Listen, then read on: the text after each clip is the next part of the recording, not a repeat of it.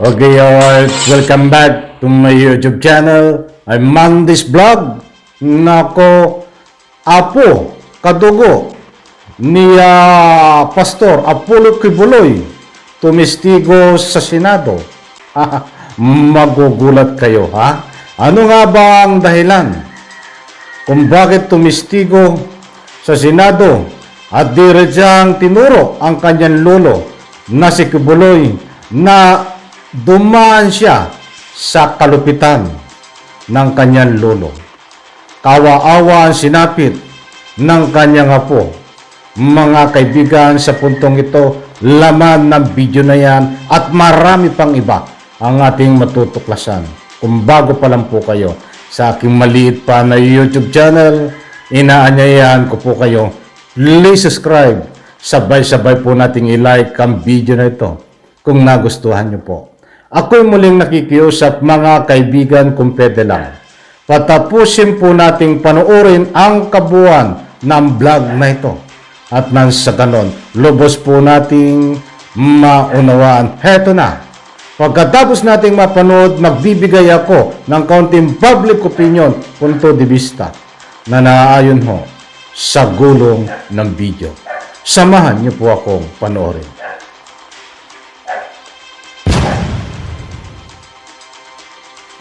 May tatlo akong kasamahan na namatay. Lahat binaril sa ulo. Oh my God. Tatlo po yun sila. Kasama mo, sabay kayong binartolina, pareho kayong nilagyan ng sili sa mata at saka sa ari, at pareho kayong inutusang iumpog ang ulo nyo sa pader hanggang dumugo. Yes, ma'am. So, Elias David, ikumpirma ko nga po ulit para on the record namin at saka live, no? Ikaw ay apo ni Apollo Kibuloy, tama? Kadugo mo siya. Yes, ma'am. Apo niya po ako. Okay. Nung una po, natatakot kang lumabas, sabi mo, at ikwento ang iyong kwento. Bakit ka natakot? Natatakot ako, ma'am, simula nung lumabas kami dahil puno ng bully yung ginagawa sa amin ng mga ibang worker. Palagi kaming sinasabihan na hahabulin kami ng angel of death. Sino naman yung angel of death na yun? Hindi ko po masabi kung sino po yun, ma'am, kasi nung taong 2018, may mga kasama akong dating full-time worker na ganito rin yung kaso nila, lumabas din sila at meron din silang against sa loob ng kingdom. May tatlo akong kasamahan na namatay. Lahat binaril sa ulo. Oh my God. Tatlo po yun sila. Hindi ko po masabi na taga-kingdom ang pumatay, pero buong buhay po namin dyan umikot sa loob ng kingdom. Kung lumabas man kami, wala naman kaming kaaway. Napakabigat nung huling binanggit mo, Elias David. At mamaya actually dun sa isa pa naming witness, victim survivor, si Elias Jackson, ay may itatanong din po ako sa kanya kaugnay nung binanggit mo. So, nabanggit ko nga kanina, yung video mo kanina ay nagko-corroborate dun sa bahagi nung unang testimonya ni Elias Jerome. At mamaya naman, dun kay Elias Jackson, itatanong ko rin itong huling binanggit mo na may tatlo kang kasama na lumabas din, naabuso sa loob ng kingdom kaya umalis.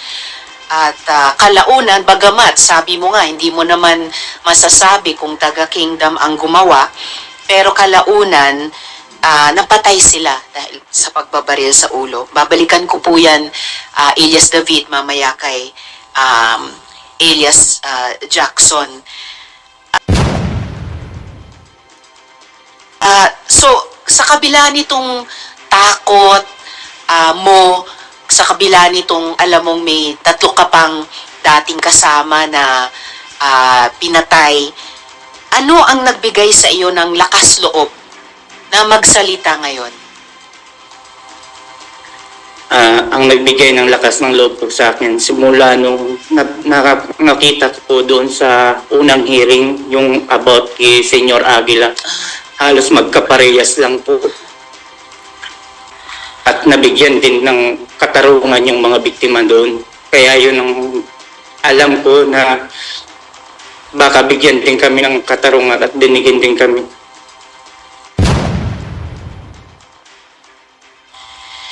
Yun din ang layunin ng komite, alias David, na kung ano po yung findings na mapatunayan namin ay makatulong sa inyong lahat na victim survivors na makahabol ng hustisya mula sa ating gobyerno. Mabutit na nasubaybayan mo pala yung isa naman naming investigasyon dito sa Senado tungkol kay Senyor Aguila, at mabutit nabatid mo na nagsimula rin silang magkaroon ng pirasong katarungan, no, hanggang sa ngayon.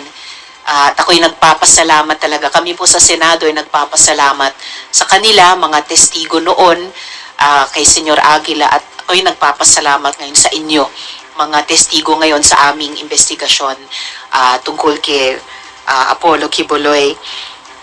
Tama ba, Elias David, na kasama mo yung witness nga natin nung nakaraan, yung binanggit kong si Elias Jerome, kasama mo, sabay kayong binartolina, pareho kayong nilagyan ng sili sa mata at saka sa ari, at pareho kayong inutusang iumpog ang ulo nyo sa pader hanggang dumugo? Yes, ma'am. Magkasama po kami. Opo. At tulad ni Elias Rene kanina lang, nagtrabaho ka rin sa SMNI, tama ba? Yes, ma'am. Cameraman po ako sa SMNI. Okay. Diyan po ako nagjo-duty sa Senate, Congress, Oh, minsan sa Malacanang Presscon, sa NEB. dito mismo sa Senate, nakapag-duty ka na pala. Yes, ma'am. Oh, Nakapag-duty na po ako dyan. okay. Pati sa House, pati sa Malacanang, bilang cameraman Yes, ng SMNI. Yes, ma'am. Okay, so naging kasama ka pala namin sa trabaho dati. Nadagdagan lang yung Yes. dahilan na gusto naming marinig ang iyong katotohanan at makatulong kung sakali, no, sa paghahanap po ng hustisya.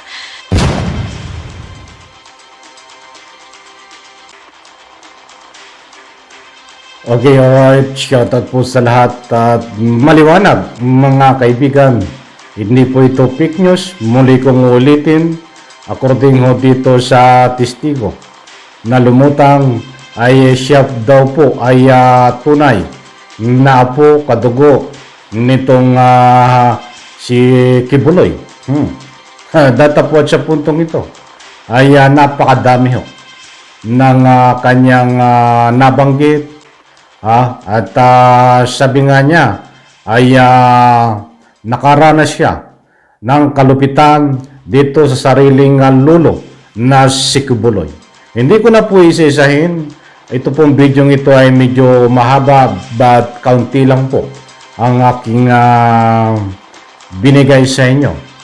Siguro bibigyan natin ng part 2, but doon sa mga karugtong na video ho na to ay kahindik-hindik, nakakaawa ang sinapit nitong apo na ito ni Quiboloy sa sariling lolo.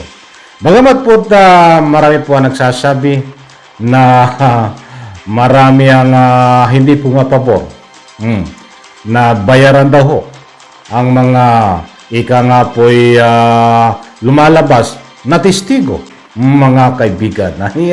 Ang masasabi ko lang ho ay talagang ganyan dati, di ba?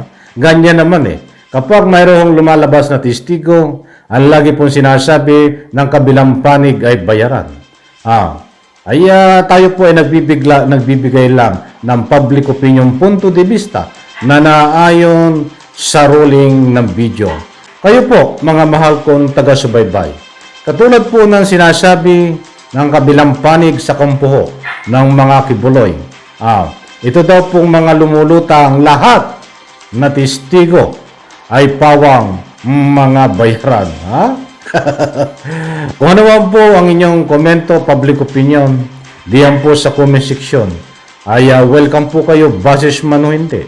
Kung naniniwala po kayo at anuman ang in-reaction nyo po dito, ay pwede po kayo mag-iwan ng anumang public opinion. Matindi, di ba? Ito pala ay dating nagtatrabaho sa Senate bilang cameraman, nagtrabaho sa SMNI, nagtrabaho sa Malacanang. Sabi nga, ni Senador Risa Ontiveros, ito pala ay dating kasamahan niya. Mga kaibigan, may mga kasamahan siya na binawian na ng buhay at napaslang sa pamamagitan ng bagbaril sa ulo. Ayon po sa salaysay nitong testigo na apo ni Kibuloy. Matindi po ang paratang sa kanyang lulo, mga kaibigan. At hindi ko na po isa-isahin. Katulad nga po, dito po sa ating maliit na YouTube channel, hindi po tayo nagpapakalat ng anumang fake news. Kung anumang public opinion, ang naririnig nyo po dito ay pawang public opinion na nababase ho sa ruling ng video. Kung nasabi natin na ito'y apo ni Kibuloy, ay yan po ang katotohanan dahil ayon po sa ruling ng video. Kung sinasabi na masyadong malupit sa kanya ang kanyang lolo na si Kibuloy, nakaranas siya ng kalupitan dito sa kanyang lolo na si Kibuloy, yan po ay hindi fake news sapagkat ayon po dito sa kanyang apo na yan po ay mayroong sinumpaan na salaysay with affidavit. Kumpleto, rekado po yan na ngayon po ay ginagamit na ebidensya laban po sa kanyang lolo na hawak po ng Kongreso ng mga kaibigan. Okay, yan po muna ating update. Marami po ang lumutang na mga testigo. Sa balit yan po muna ang ihatid ko po sa inyo. Mayroon pong taga-ibang bansa, biktima ng panggagahasa nitong si Kibuloy. Mayroon pang iba na, basta't marami po. One by one, utay-utay ko pong ihatid po sa inyo para sa inyong lubos na kaalaman at pangunawa kung ano nga ba ang nangyayari na dito sa ginanap na Senate hearing diyan po sa Senado, mga kaibigan. Pansinin niyo po, nasa tabi si Robin Padilla. Nagmahamasid, pag anong-ganon lang Diyos mayo mabagin. Dapat hindi ka na nagpumunta riyan kung nakatunga ka lang dyan, Robin Padilla. Muli, maraming salamat. Pagpalain po tayo lahat. Bye-bye. Palakpakan.